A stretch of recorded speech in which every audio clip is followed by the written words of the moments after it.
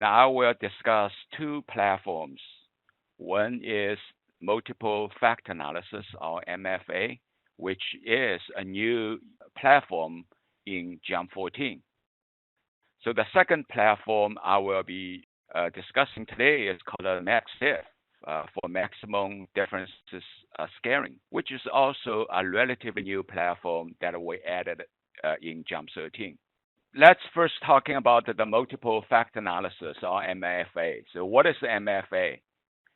MFA is a principal component analysis for multi-block data tables. One of the key application areas for the MFA is in sensory studies. The methods can also be used in analyzing other survey data sets. So today I'm going to show the MFA using a data set from a wine tasting experiment. So here are some of the key outputs from the MFA. When we're using the MFA to analyze the sensory data set, there's two key questions we want to get answered. First of all, are there items similar or dissimilar? In this case, wines, similarity or dissimilarity of the wines, using the visualization to find out. We are also interested in finding out the disagreement or agreement among the panelists, among the raters that who gave the ratings. So the two goals from the MFA is to find the similarity among the items, and also want to discover if there's any inconsistency or disagreement among the raters. So those are the key goals in the MFA. So let's just first look at the kind of the data set you're gonna analyze. So this is the data set from the wine tasting, 16 wines, and we have 17 people we call the panelists who gonna give us their measurements on each of those 16 wines. So each row of this data table holds the data for a given wine, and that then the columns are the ratings given by these panelists. Now, so first block is the ratings given by Robert, and we use a rating on a 1 to 10 scale. So fruit, flowery, spicy, all of those ratings. And then you have another block, another set of ratings given by another panelist, which is Susan. Now you may so here is a distinction feature about the multiple factor data analysis is they do not have to measure on the same attributes. So Robert was asked to give on 7 attributes, and Susan only gave the ratings on 4. So they can be measured on the same. They may also measure on different measurements. So that's a key difference that why we want to using the MFA. Okay, so we have a total of 17 panelists that gave the ratings. So this is a very wide data table, only 16 rows, but we have 114 columns.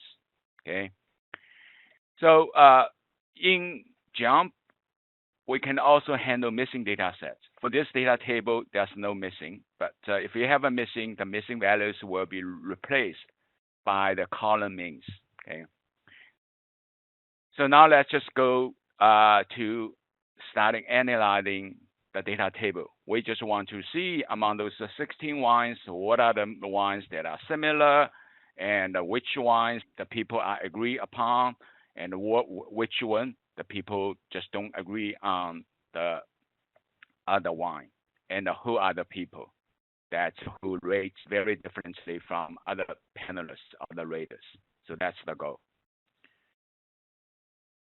So we have the data table. We just go to the analyze and go to the consumer research, and here is the platform. Again, this is a JMP 14. If you have you don't have the JMP 14, you're not gonna see this. So we have the factor analysis dialog box open, and that we're going to put in those variables, those columns, into this dialog box. And also, I just want to label the wine by the name of the wine and just putting this as optional variables. That's the step I want to do. Now, what I did on this table is I group the columns for a particular panelist into a group. So that will make me easier just to drag and drop these blocks into the dialog box. Otherwise, you would have to do this one at a time for each panelist, because we're adding them one panelist or one block at a time. So a tip is that before you starting the analysis, you may want to group the columns by panelists. So I just hit OK to run the model. And this will give me the key results. Okay. So this is, as I said, this is an extension of the principal component analysis for multi-block tables. As the principal component does is do the data reduction. We have many columns. We have lots of columns, and we want to do a data reduction. This scalar plot shows me a two-dimensional scalar plot of the wines. And what we see here is this dimension 1 and the dimension 2 are the first two principal components from this MFA. And the dimension 1, or you may call this a principal component 1, accounts for 41% of the information in the original data set. And the second one, dimension 2, accounts for almost 17% of the information in my original data table. So with these two components, I can account almost 58% of the information in this very wide data tables with 112 columns. So I'm using two principal components to represent the original set of 112 columns, the ratings given by these panelists. So this scalar plots will let me to find out what wines are similar based on the location in this scalar plot. Since the dimension 1 accounts for 41% of the information, dimension 2 accounts for 17% of the information, I will place more emphasis on their location, each of the wines, on the x-axis. So you will see the Oak Arbor, Sandy Beach, Quick Creek Canyon. They are more similar than from the other wines because of their coordinates on the x-axis. So you will see. So I can see this wine, Deer Ridge, is very different from Flying Cat, just by looking at the location of each of these points. So this gave me the first answer to the questions I seek to answer. What are the similar wines? What are the wines that are not similar? And we also have another plot. This plot is called the loading plot. This will let me to see each of the ray. Each ray of this it is a correlation between the original variable and the two components that I extract from our data set. First of all, I see most of the ratings given by the panelists have very high correlation with the first principal component, very high positive correlation with the first principal components. But we do see some exceptions. For example, let me just click on this. So this panelist, Carolines, she rates the wines very different from most of the other people. Her ratings have negative and a relatively low correlation with the first dimension. So first of all, I just know she rates differently from other panelists on the wines. Okay, so this is another insight that I get from this visualization.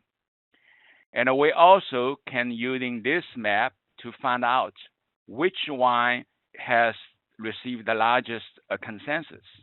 It's called a consensus map. So which wine received the least consensus in ratings by the panelists. So here is what I'm going to see. I can look at the minimum and the maximum inertia. Inertia is just another measure of the variance in the ratings. If I wanted to only look at the largest inertia, which wine the people most disagree on, it is the Sandy Beach. Okay, and which wine that received people are agreed on has the smallest, lowest disagreement measured by the variance, the variability in their ratings. It is Orchard Lake wine. So this is another map that gives me that information. There are a lot of other reports that you can get from the red triangle button that you can find. So let me just highlight a few of these key outputs. So here is you will get a report of the actual eigenvalue. So this is the bar, and here will give you exactly what's the percentage of the variation account for by each of the principal components. 41%, and here is 16.8889%. So that gave you more detailed information. And together, these two, the first two principal components from the MFA account for 57.897%. So that will give you more detailed information. I can also get a detailed table on the loading plot. On the loading plots, just to see the correlation between the original measures, ratings, and the two new principal components that I received. So I can from going from here, and I will have the variable loadings. So let me just see the loadings. Again, this is more detail. I just want to highlight Caroline's correlation, who rates very differently, and you can see from exactly the correlation reported in this table here again. So this is more in more detail. I want to show a few of the other reports that I have. So the other reports, some of the other reports that I have is a set of. Let me just close off this. So here we can also see the contribution by each of the panelists to the overall MFA. So it's called a block partial contributions. So block here refers to a panelist. So let's just click on a few of these. Let me also click on this. So this is the 17 panelists, or 17 blocks. And here we can see the contribution they each of them make to the overall MFA that we did. Again, except for Caroline, most of the panelists have a very large positive contribution to the first dimension. Except for Caroline, her contribution or correlation is very low, or contribution is very small. So these block partial contribution, block partial and the consensus correlation, and the block partial inertia, all of these are just different measures on the contribution made by each panelist to the overall MFA. Okay. And I also want, here are some other reports that shows the correlation among these panelists. Okay. Again, since we already know Carol rings looks like her rates, those ones very differently. I just want to look at that her correlation. So her overall, the correlation from her ratings is very low, small, with other panelist ratings. For example, the correlation of her overall rating is only about 32, 33% with Robert, about only 17% with Susan. While Susan and Robert, they have 72% of correlation or consistency or agreement between their ratings. So these are just the further numerical reports after you look at the loading plot and to see who their rates very differently. There are also some other additional reports. Let me just to very quickly to show here. Here's another one called the ALG coefficient. So it's the same thing as the IV coefficient. Anything different is this measures the correlation and this gives you the covariance measures. It's the same thing, and we're only looking at the lowest or the highest, and that to see again the Carol ring has the lowest covariance between her ratings and the ratings given by other panelists. So you may want to at this point to rerun the analysis by excluding Carol ring, just to see what this will look like. So I can just to select all these other panelists' ratings, excluding hers, and run the model again. Now, in this case, I will see a more consistency of the ratings on the wines among these 16 measurements. So this is my very quick overview of MFA. And let me just emphasize, MFA is not a factor analysis.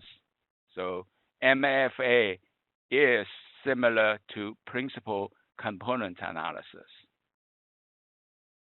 But the MFA works with multiple tables.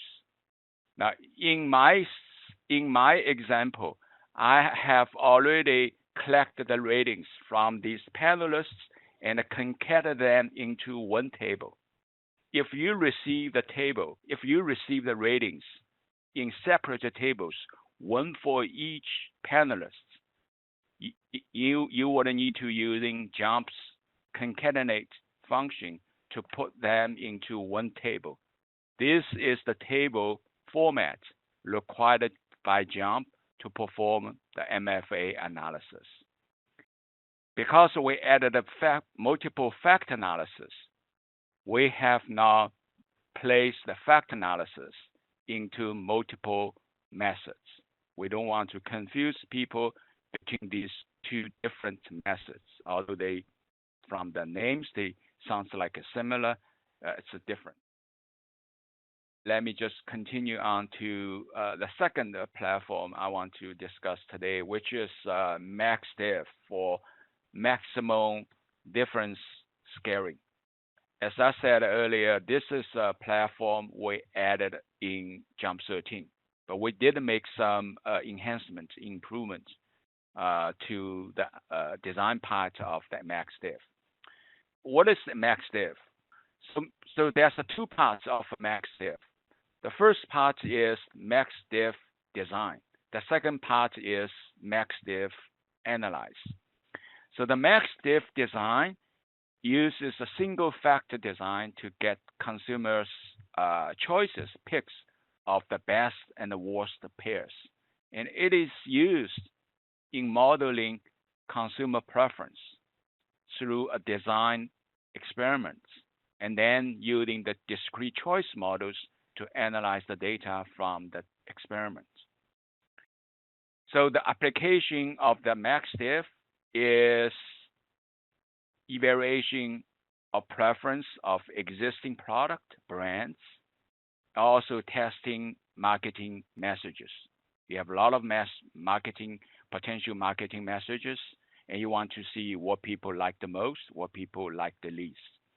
The example I will be showing today is using a potato chips. Different potato chips, and we're asking people to tell us which one you like the most, which one you like the least. And through that experiment, we want to estimate the probability of picking a particular flavor and what is the derived utility that people perceive. So we're gonna show this. And the key reports from this MaxDiff study is here. So for here we have 10 different potato flavors, and once we're done, we will know what is the probability. For example, the barbecue flavor the probability be picking a barbecue flavor will be almost 29%, versus this flavor gyro only about a 2.5% people will pick. And we will also can compare barbecue versus other flavors, and we can see that. Okay. Now I want to make a very quick comment regarding MaxDiff versus some other methods that we offer in JMP. So what is the difference between the MaxDiff and the conjoint analysis? So the conjoint analysis that consumers only rate their preferences on a 1 to 10 or 1 to 7 ratings. They do not select one from a set of alternatives. And I will show in the MaxDiff, you will be presented at least with 3 choices, and you are asked to select which is the best, which is the worst. In conjoint analysis, you only, for each of the potato chips, you only gonna give a rating on 1 to 7 rating you like the most. So the problem with the conjoint analysis is sometimes you will have middle ranking. People maybe know which is the best, which is the least, but they may not know what will be the 6 or 7. So there are a lot of noise in this middle ranking. So another similar method that people use is called a choice designs, which we also offer in JMP, in the consumer research for analysis, and in the DOE for design choice studies. MaxDiff can be seen as a special case of a choice design.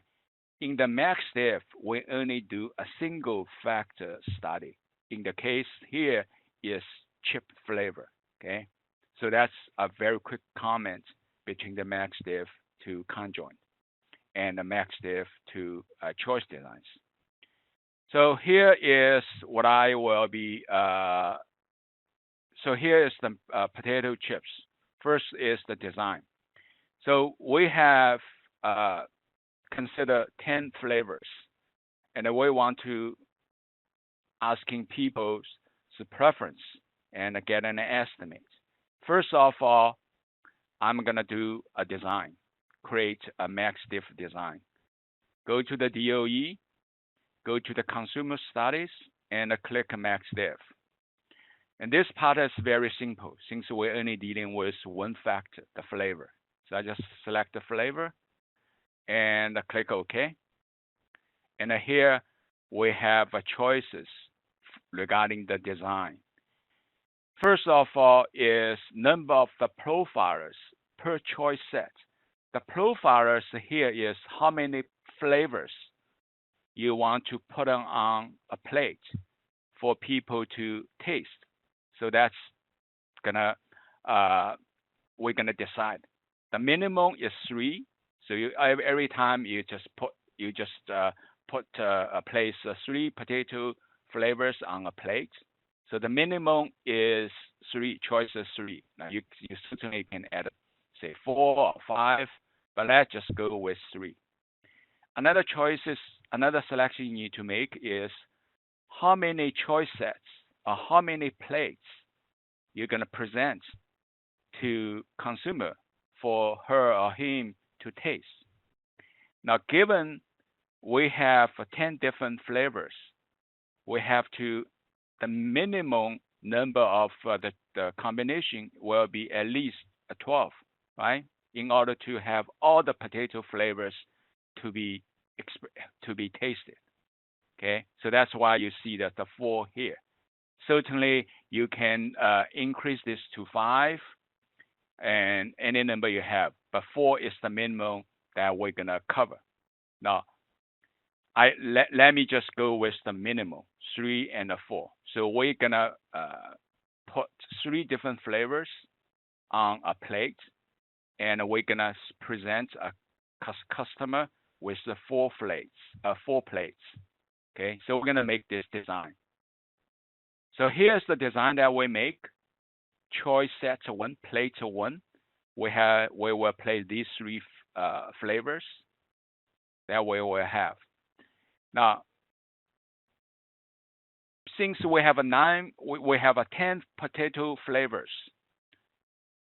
All the possible combinations between any 2 pairs of flavors will be 45. Here we only have 12 combinations. So we will be missing some pairing. So this pairwise incidence matrix will let you to see which pair of the flavors were now going to be presented. This is a new enhancement. This is a new improvement in JMP 14. If you run the MaxDiff study in JMP 13, you don't get this pairwise incidence matrix report. So what this tells me is all addressed and the barbecue, the pairing will show once. All addressed and the barbecue will show in the choice set number 3. But we don't see the all addressed and the biscuits and the gravy. They will not be shown as a pair. And so we will not show the all addressed and the dill pickle. Okay. So how are we gonna increase the number of a pairing? What you will be able to do is you're gonna increase the number of what I did here is you perhaps, so there's a 2 approach to increase the number of a pairing. Okay, one is you increase the number of the profiles and increase the number of the choice sets. Another approach, which we did in this example, is we create multiple surveys, multiple choice designs. We actually create 4 different choice designs in order to increase the number of the pairing. So that's what we did. So let's just taking this as the first design, and we run this again, and we run this 4 times. Okay. So once we have that, we're gonna fill in the study. We recruit 30 people, and we create 4 different surveys, 4 different designs. So 3 surveys will be given to 8 participants, and since we only have 30, so one of the surveys will be only given to 6 participants. So that's what we have. So let's just look at the data sets. So this is the data sets that we have. So the survey ID is 4 different studies that we have. And for this participant, consumer, Aaron, who will be presented first these 3 potato flavors, and he is asked to pick which one is the best, he liked liked the most, and which one he liked the least, and leaving the other one, in this case, only one in the middle, 0. So that's the coding that we use. Okay, and then he will be presented with another choice set with 3 potato flavors. Then he will have to give his rating, which one he liked the most will be this one, which one he will like the least will be all addressed, and then leaving the other one in the as just coded as a 0. So we get all of these ratings. Okay. Now I also actually wanted to mention some of the rule of thumb regarding what's the number of the profilers in each choice set. So typically, you want to have the number of profilers in each choice sets to be no more than 1/2 of the total alternatives. Okay, so typically it's a 4. You do not want to kind of like confuse people, give them too many potato flavors on a plate. In my example, only 3, but you can say 4 or 5, but you do not want to give them too many, putting all those 10 on one plate. What is the number of a choice sets? In this example, how many plates you want the customers to taste? Again, the rule of thumb is no more than 16. And in this example, I only gave people 4 plates. Each has 3 potato flavors. So that's just some of the rule of thumb. How are you gonna dealing with the pairing issues? As I did here, is creating multiple surveys, multiple experiments to increase number of pairings. So that's I just want to mention. So once I have the data set, I can analyze the data in JMP. The analyze part of the MaxDiff is in the consumer research menu under analyze. The design part is in the consumer studies under DOE. So go to the MaxDiff, click here, and we do allow 2 types of data formats. In this case, I have all the information in one table, but sometimes you may have the response in one table. You have the original profile in another table. So we also support multiple table analysis. So here I'm just gonna using the one table format, and this is my data table, and I'm gonna select. So what I'm gonna analyze is the relationship, between the response, and also the chip flavor. And here is the respondent name, subject ID, and then we have the choice sets, since we gave them multiple choice sets, and also using different 4 surveys, creating 4 different surveys. So I also need to add this into the dialog box. I didn't have their gender or age. If you do have these demographic information about the respondents, you can also put in their age, gender into the model. But I don't have. Okay, as the coding we use is 1 for the best and -1 for the worst. But you can using some other codings if you wish. So I can run the model. And here is the key report I showed earlier that gives me the probability and utility. But first of all, let me first looking at a likelihood ratio test. So this tells me chip flavor is a significant factor in people's choice.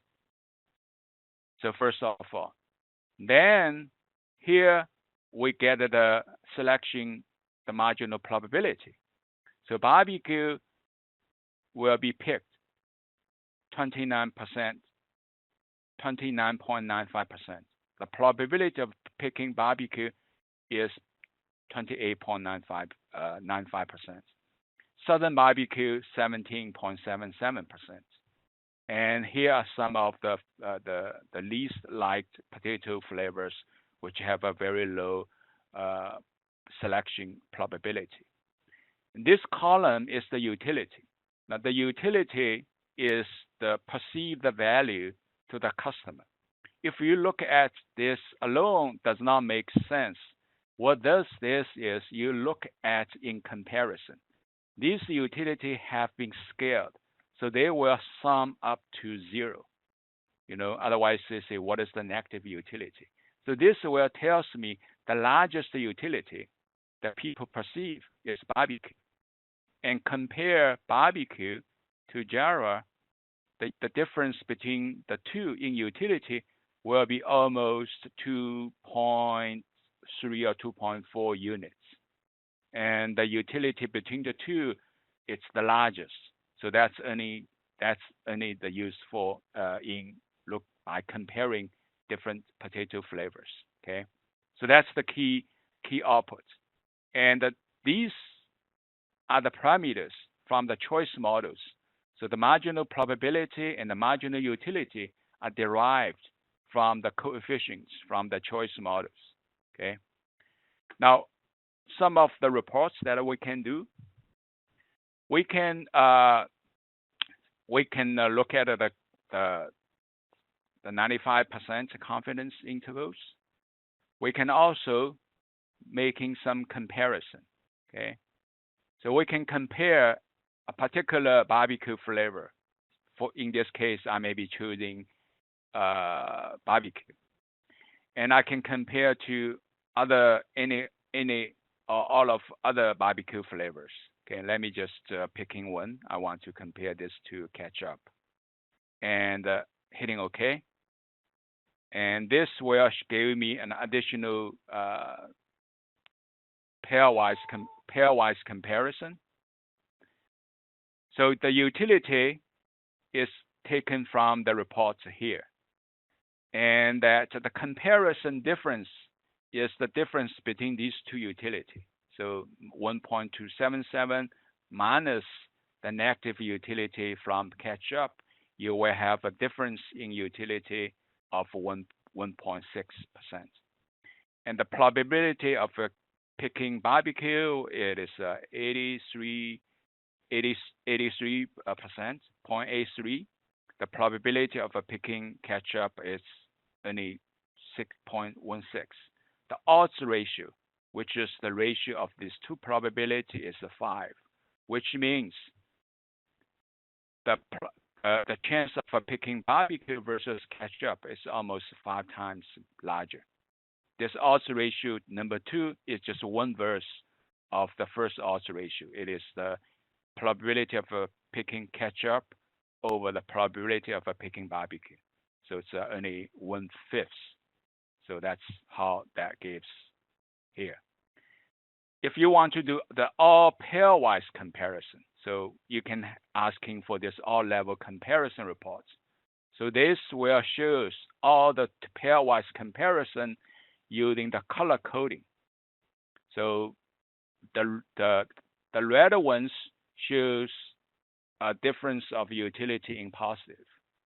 The blue ones shows the utility, the difference in utility being negative. And the intensity of the color indicating the significance of the difference between these two. So for example, the Southern barbecue and the Java the difference has a very, very significant difference. We already know this is the number one liked flavor, and this is the least liked, so we already know.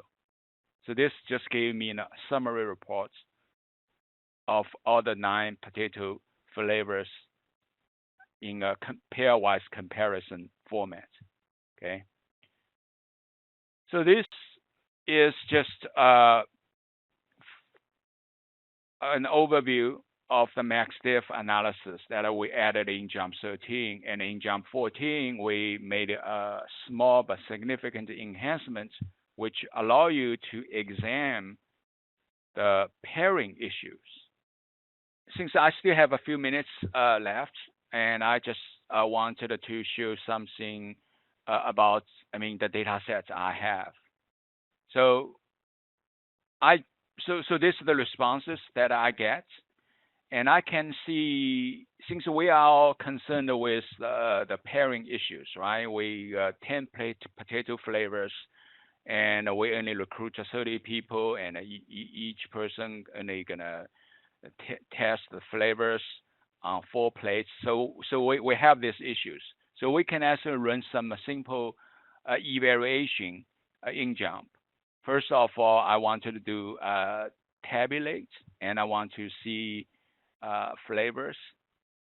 So this will tells me that you know, for example, Southern barbecue and the truffle fries are only tasted 30 times, why other flavors are tasted 38 times, meaning I have more data sets on barbecue on address than I have on Southern barbecue and the truffle fries, which means that I will have a more variation, more prediction variation regarding the models I will do to predict the Southern barbecue and the Java. So that just gave me some ideas of that.